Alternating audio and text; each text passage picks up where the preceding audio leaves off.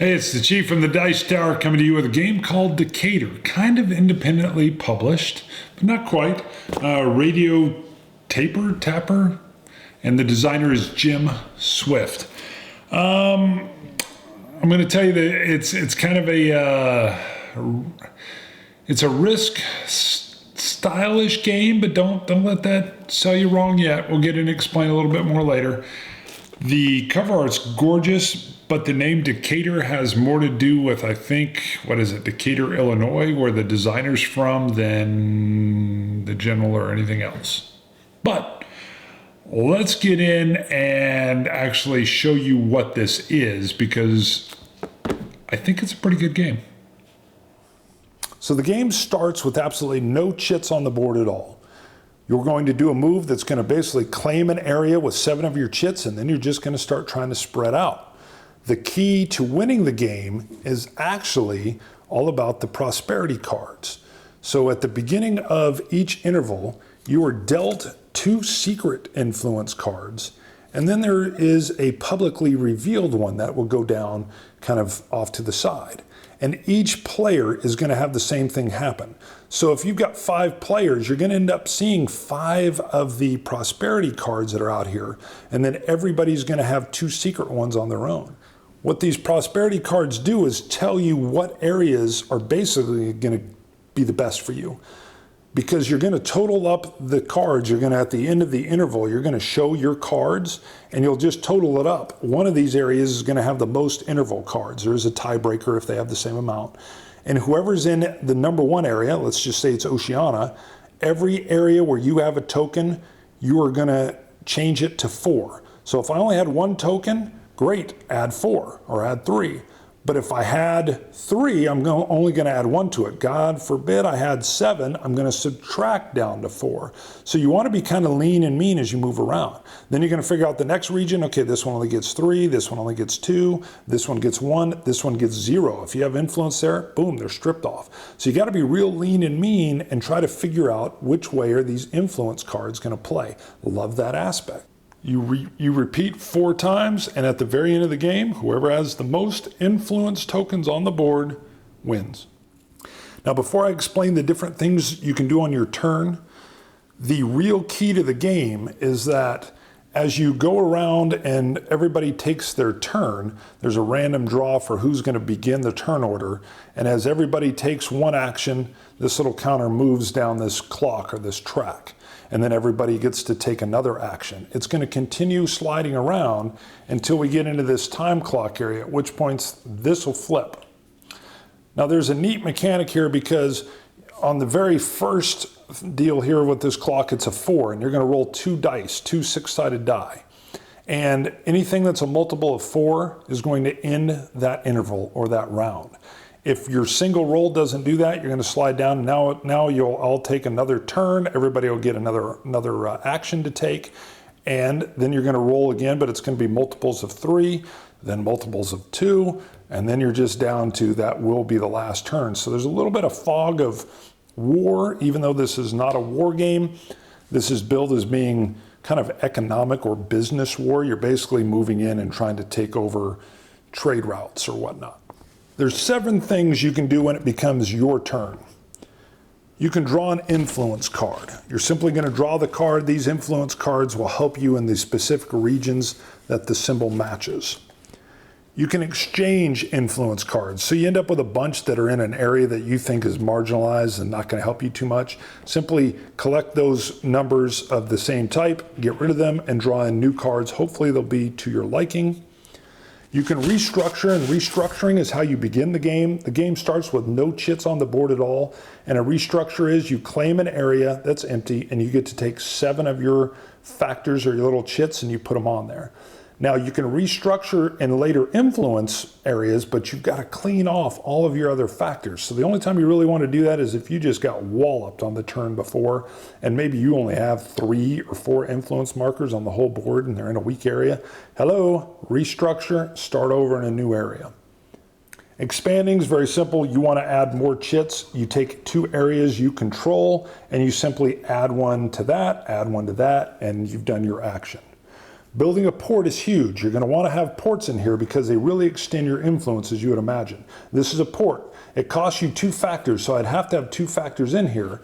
You end up putting a circular port in, and it still equals 2 factors, but then you also get a fleet, and this fleet ends up being able to support any coastal region. You can see the line here, so this is delineating the Atlantic Ocean, but this fleet will now lend 1 influence to any coastal city or coastal area that is in the same ocean. And you've got 3 different oceans that you can work with.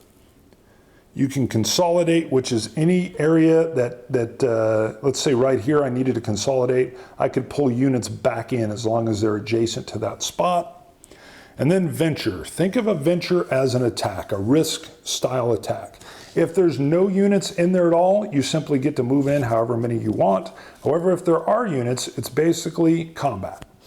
You're going to come in, you don't have to pre-pledge, you're basically just going to say, hey, this is my strength, and you've already totaled up, or they total up their strength. Hey, I've only got 1 here, but I do have a fleet. That fleet can service me or help me here, so I end up with 2 factors. Now there is a cool little deal. If I was coming across the ocean, the defender is going to get a +2. So it just shows kind of the difficulty of moving things across the ocean. That's venture.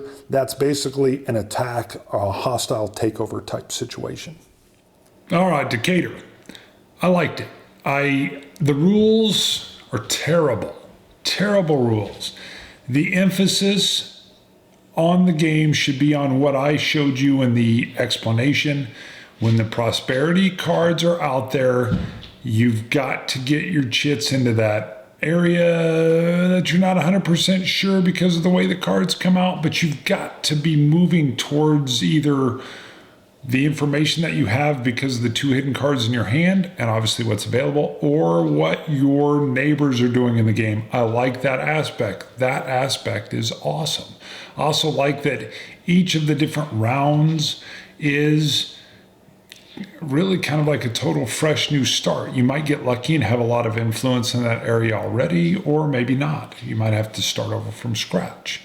So the actual gameplay, quite enjoyable. A few things.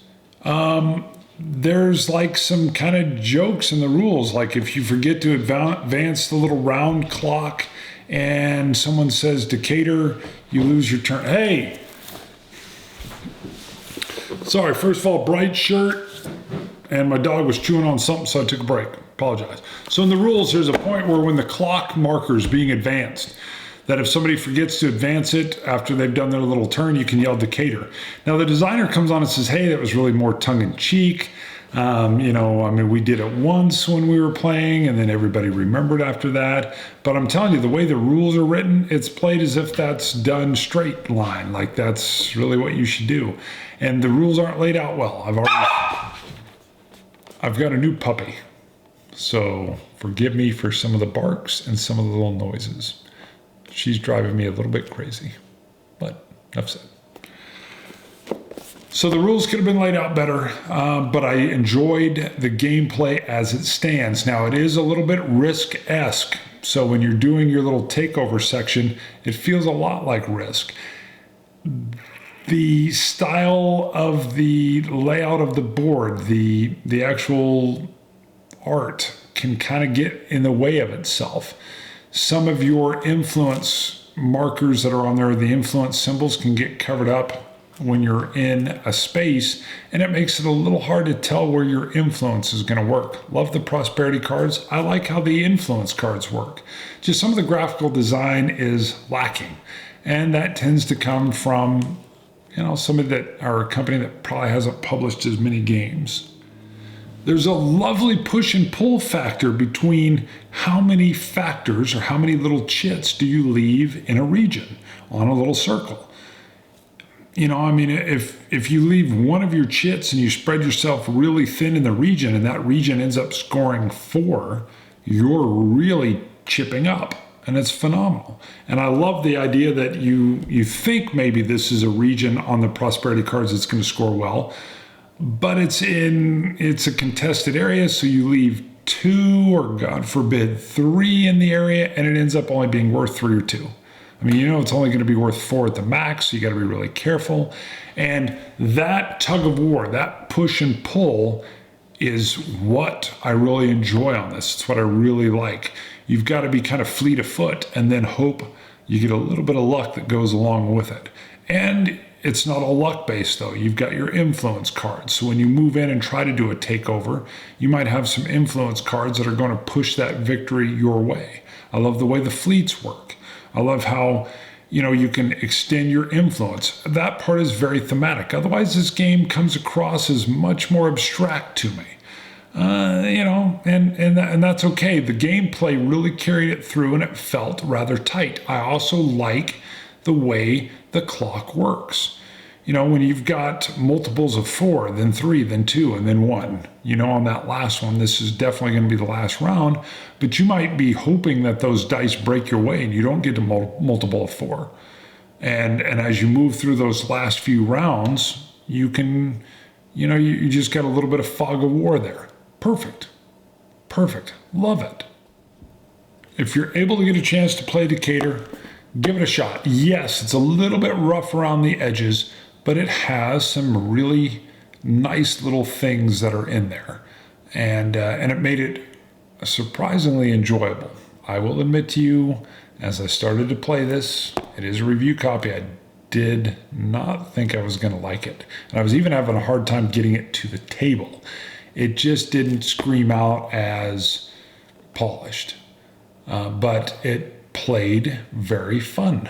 So it was a very fun, enjoyable play experience. So Decatur, Jim Swift, designer, and I always forget Radio Tapir, Tapir, Tapir. Chief, see you guys later, Dice Tower.